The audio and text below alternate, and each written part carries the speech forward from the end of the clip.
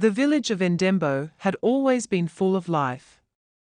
Children ran barefoot through the dusty paths. Women balanced baskets of fruit on their heads. But Abini moved differently from the others. Her skin, fairer than most, made her stand out. People whispered, wondering how she was so light. Maybe her mother was from the north, they said. Maybe her father was a white merchant, others guessed. But no one knew the truth, only Abini did. At night, while the village slept, Abini worked. She sat in her hut, mixing strange pastes. Her hands trembled as she spread it on her skin. The paste burned, but she bit her lip. She had done this for years without fail. Dark patches faded, replaced by unnatural lightness. Her grandmother had once warned her. The ancestors gave you rich skin for a reason. But Abini, your skin is a blessing, not a curse. But Abini wanted more than the village life. She wanted wealth, status, and admiration. And in the city, lighter skin opened doors. Men from the marketplace looked at her differently. Merchants gave her better prices without asking. Even the chief's son had taken notice.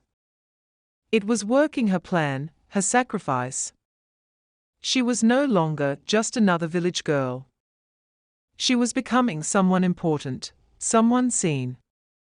But the price of beauty was high. Her skin stung, cracked, and peeled. She covered the wounds with fine fabrics. When the rains came, her secret betrayed her. The paste washed away, revealing raw skin.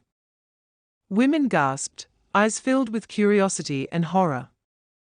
Abini, what have you done? One asked. Your skin is changing before our eyes.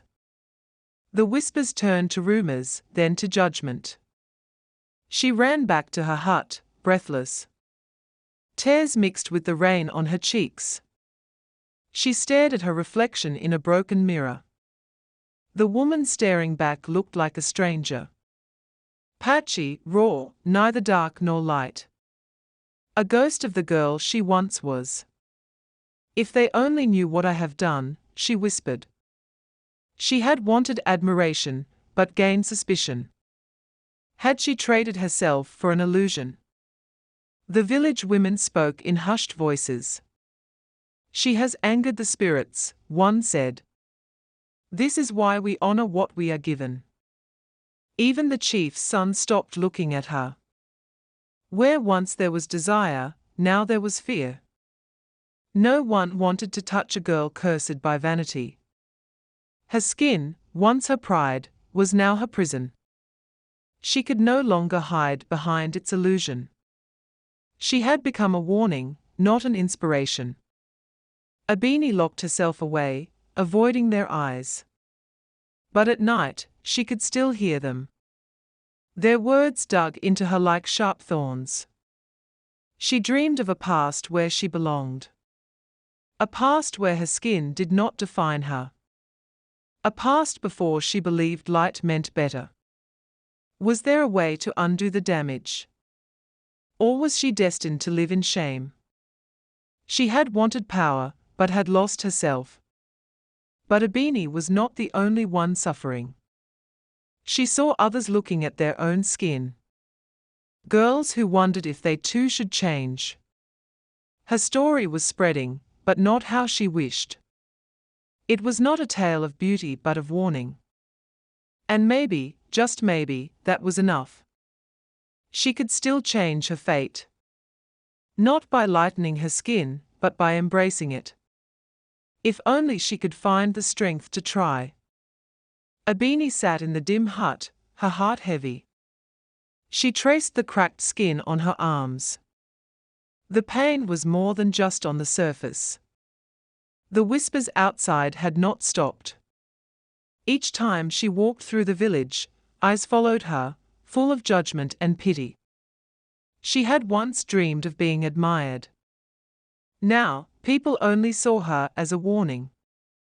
And deep down, she knew they were right. The chief's son no longer met her eyes. His gaze, once warm, had turned cold. Had he ever truly seen her at all? She heard the women whisper to their daughters. "Do not be like a beanie," they warned. "Beauty means nothing if you lose yourself." Their words stung more than the paste ever did. She had tried to rewrite her story. Instead, she had become a lesson to others. One night, she visited the old healer. The woman's hut smelled of herbs and smoke. Abini hesitated, but then stepped inside. The healer's eyes studied her face. "You seek healing," the woman finally said. "But not just for your skin." Abini swallowed hard, her throat dry.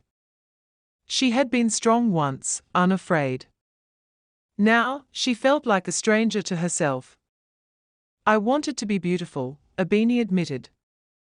"I thought it would bring me happiness. But now, I do not know who I am." The healer nodded, mixing crushed leaves.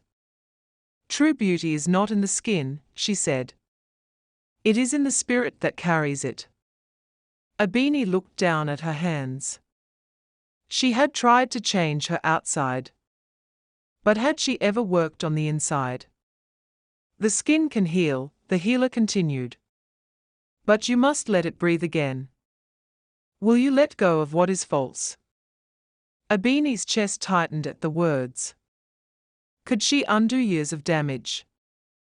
Could she face the world as herself? She thought of her mother's dark hands. The way they used to braid her hair. The warmth she had once taken for granted. "I want to change," Abini whispered. "But what if it is too late? What if I am always seen as broken?" The healer smiled, handing her a bowl. "It is only too late if you refuse to begin. Take this, it will cleanse your skin." Abini stared at the mixture. It was not a magical solution. Healing would take time, patience, and acceptance. The first days were the hardest. Her skin burned as it shed the past. Each morning, she saw the scars beneath. But each morning, she also felt lighter. Not because her skin was fairer, but because she was letting go of the lie. She no longer hid from the villagers. She no longer covered her face in shame. She was learning to stand in her own skin. One evening, she walked to the river. The water was clear, reflecting the sky. She saw herself truly for the first time. Not as the girl who had tried to change. Not as the girl who had been pitied. But as the girl who had survived. She ran her fingers through the water. For so long, she had fought her own reflection. But tonight, she chose to embrace it. The village still whispered, but differently. They spoke of her strength, not her shame. They saw a girl who had learned and grown. Even the chief's son watched her now. But this time, she did not wait for his gaze. She did not need his approval to feel worthy. She had lost herself in the dark. But in facing her truth, she had found light. Not in her skin, but in her soul. Abini walked through the village with her head high.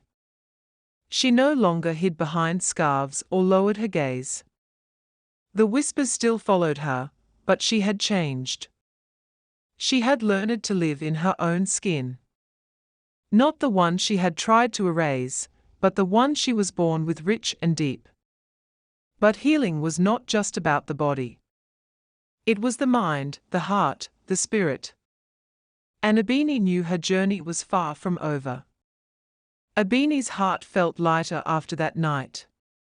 For the first time, she had done more than just regret. She had acted. She had changed something. But change does not come without resistance.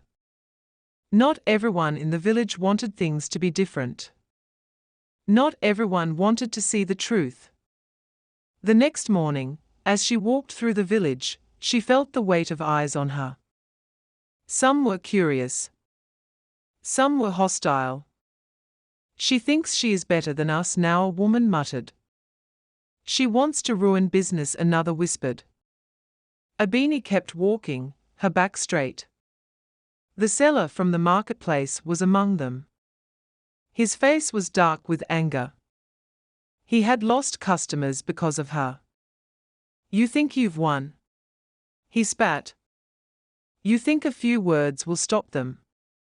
Abini met his glare without flinching. I don't need to stop them, she said calmly. I only need to help them see. The seller scoffed, shaking his head. You're a fool, Abini. People don't want the truth. They want beauty no matter the cost.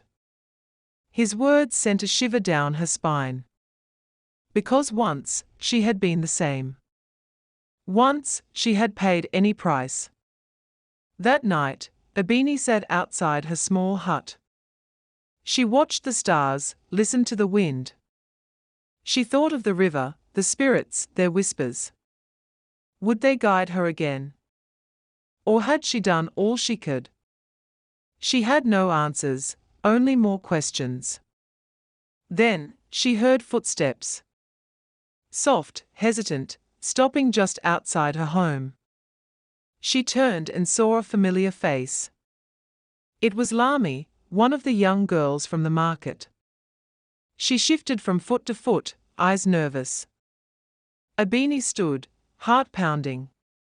Lami? What are you doing here? The girl hesitated, then stepped closer. I need to talk to you, she whispered. Abini nodded, stepping aside. She invited Lami inside, lighting a small oil lamp. I didn't buy the cream, Lami said softly. But my sister did. Her voice trembled as she spoke. Abini's stomach clenched. How old is she? She asked. Lami swallowed.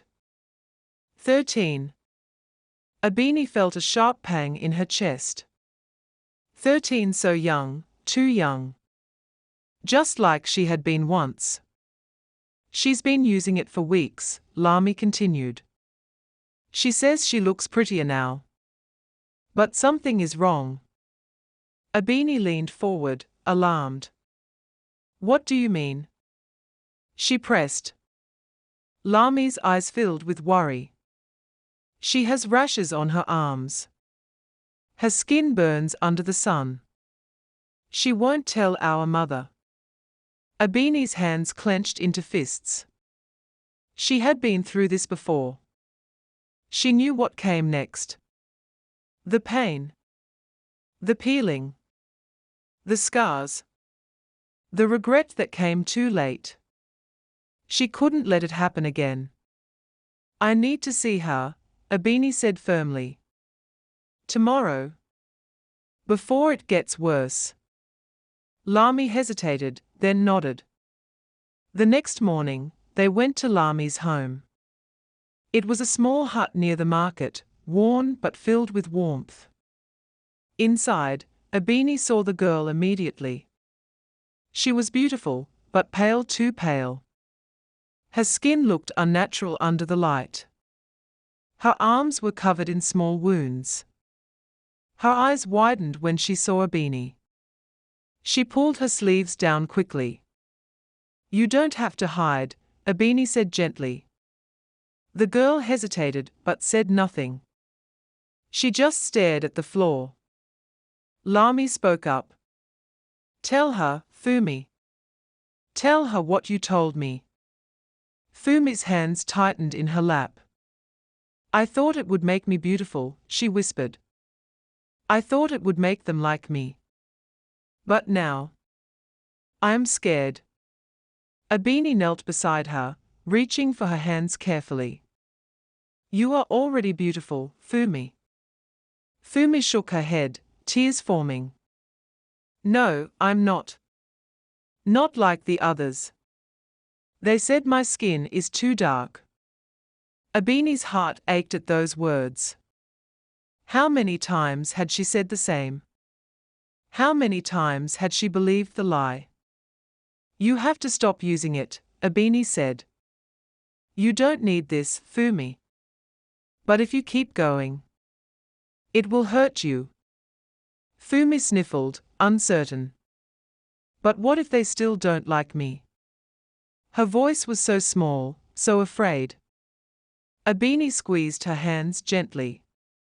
Then they were never worth your pain.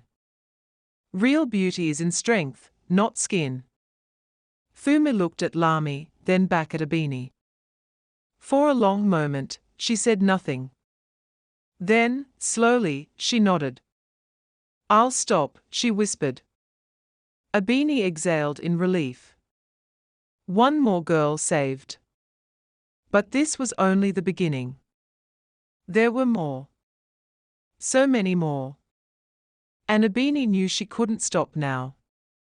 As she left the house, Abini saw the marketplace in the distance. The same stalls, the same sellers. And she knew it was time to do more than just speak. It was time to fight. She was not the only one who had suffered.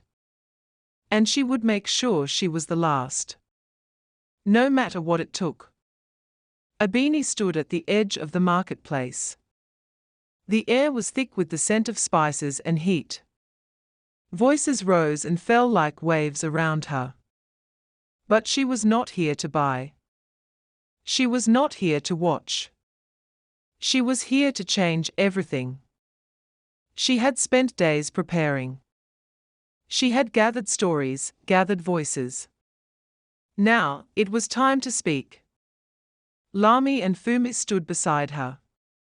Their faces were nervous but resolute. They had seen the truth, and now they would share it. Abini stepped forward. She took a deep breath. And then, she began. Do you know what's in these creams? Her voice rang out, steady and strong. Do you know what they do to you? People turned. Some curious, some irritated. Some unwilling to listen. But she kept going. She told them what she had learned. About the poisons, the scars, the suffering. She raised her arm, showing her own scars. They tell us we are not beautiful, she said. They tell us to burn away our own skin. A murmur spread through the crowd. Mothers glanced at their daughters. Young girls touched their faces uncertainly. But not everyone was pleased. The sellers watched her with cold eyes. Their profits depended on silence. You're lying. One of them shouted. A man stepped forward, arms crossed. You just want to ruin business. Abini met his gaze without fear. I want to ruin nothing, she said. I want to save lives. The seller sneered. These women want to be lighter. They want to be beautiful. Abini shook her head. They are already beautiful. They just don't know it yet. She turned to the crowd. Ask yourselves, why do they sell these to us? Why do they profit from our pain? There was silence. The seller clenched his fists. Abini took a step closer. They don't sell these in their own villages. They don't tell their daughters to lighten their skin. So why do they sell them to us? A ripple of unease spread through the crowd. The truth was like fire, burning away ignorance. People were beginning to understand. Abini turned to Lami and Fumi. She turned to the young girls in the crowd. She turned to the mothers watching quietly. I don't need to stop it, she said. You do. We do. She reached into her basket. She pulled out a jar of cream. And then, in front of everyone, she smashed it on the ground.